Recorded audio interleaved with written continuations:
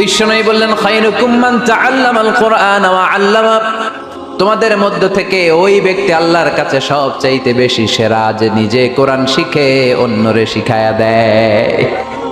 আপনি কোরআন শিখলে আপনি সেরা, আবার আপনি যদি শিখায়া দেন তবেও আপনি সেরা।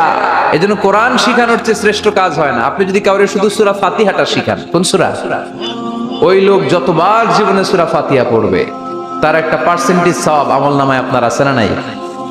আবার ওই লোক যদি কাউরে এই সূরা ফাতিহাটা শিখায়, আবার যারে শিখালে এ যদি আবার আরেকজনরে শিখায়, এভাবে যতজনকে শিখাবে প্রত্যেকের সওয়াব থেকে একটা পার্সেন্টেজ সওয়াব আপনার আমলনামায় দিয়ে দিবে কে?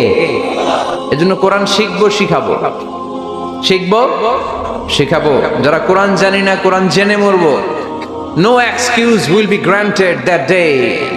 সেদিন কোনো অজুহাত আল্লাহ গ্রহণ করবে না। সব পারো, কোরআন পারো না কেন? সবই তো পারো।